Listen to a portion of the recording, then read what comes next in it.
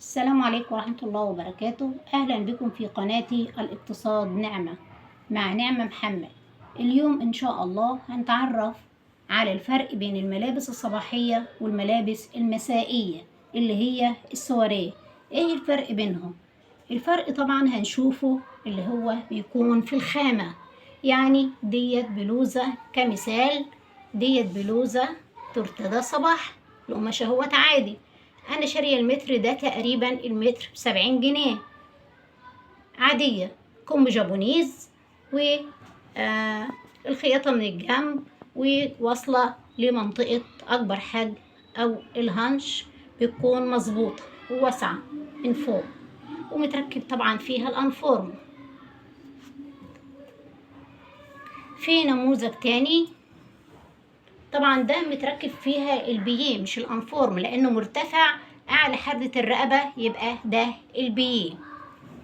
عندي البلوزة التانية نفس الشيء، بلوزة صباحية نفس الموديل مفهوش اي فرق، ولكن هنا الحردة متركب فيها اللي هو الانفورم، بيكون من الداخل واخد شكل دوران الرقبة، وبيكون من الداخل مفيش حاجة منه ظاهرة اعلى الرقبة.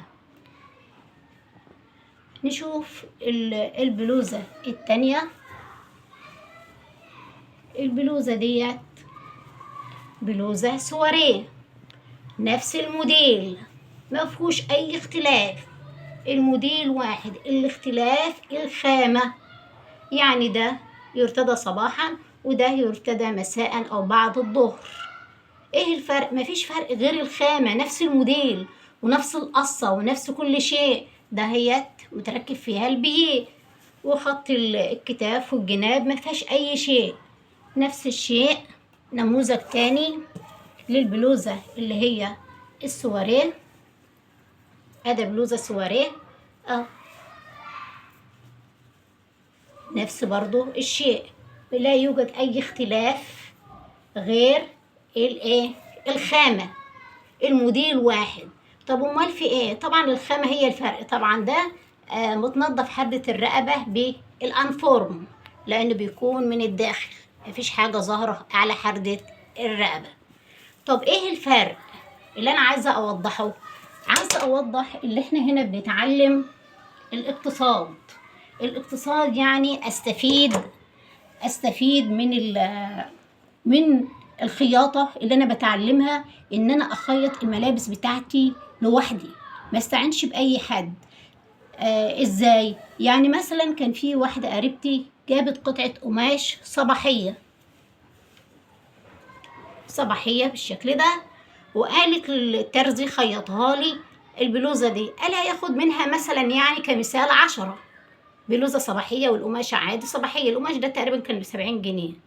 بعد كده جابت القماش تاني سواريه وقالت له نفس الموديل، خيط لي الموديل ده بقماشة سواريه.